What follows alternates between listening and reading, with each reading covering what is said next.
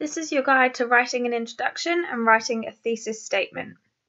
So let's start with the thesis statement. Your thesis statement uses the words of the question and applies them directly to the text, and it explains how you're going to answer the question. So let's have a look what that looks like. If we take the question, the key to understanding a writer's concern is in their use of simple and straightforward language. If we're applying this to Zuzak's The Book Thief, then we're going to disagree. So we use the sentence starter, this essay will argue, and then we use the words of the question to state exactly what we're going to argue. So this essay will argue that Zuzak's elaborate language is the key to understanding his concerns. If we stop there, we'd have a pretty good thesis statement, but we want to make sure our marker is really clear about exactly what we are arguing, and we as writers want to be really clear about what we're arguing. So we need to say exactly what his concern is. So it's his concerns about human nature. Let's try another one. If we take the opinions of a writer are made powerful for an audience only when they are presented using a clever or engaging writing style, we're going to agree. This fits The Book Thief perfectly.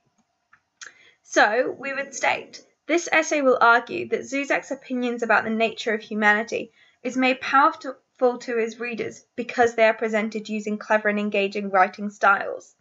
Again, I'm using as many words as possible from the question, and I'm clearly stating what exactly his opinion is. Again, we can take this and put it to not just an opinion, but to something like setting.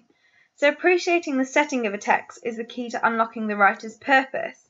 Here we have, this essay will argue that the setting of Nazi Germany is the key to unlocking Zuzak's purpose of exploring the power of words.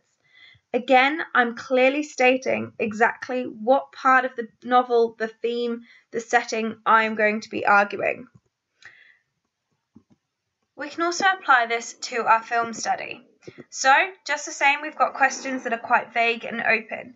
So we could have the enjoyment of a visual or oral text can be experienced only through the power of an engaging script. Now for Lerman, we are definitely going to disagree. We would say, this essay will argue that Lerman's Romeo and Juliet causes the most enjoyment through the engaging cinematography rather than the script. So again, we're stating exactly what we're arguing, the cinematography, and we're using as many words of the question as we can.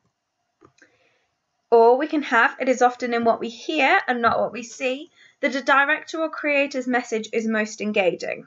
Now, depending on your strength here, you can argue for or against. Lerman uses lots of music, so you can definitely argue it's what we hear. But I'm going to disagree on this one, and I'm going to say this essay will argue that in Moulin Rouge it is what we see, not what we hear, that Lerman's message of constructed reality is most engaging. So as long as your message for Lerman fits, you can still do what we hear. So how do we put that together in an introduction? Well, we start with our context statement. This is a generic statement about what our book or our film is about. So we have something like, The Book Thief, written by Markus Zuzak, follows the journey of Liesel as she learns the power of words. We're linking slightly to our thesis statement, but not too much. Then we have our thesis statement. This is the big bit. This essay will argue that it is Zuzak's most elaborate language that is the key to understanding his concerns about human nature. Then our final sentence is just our sum up.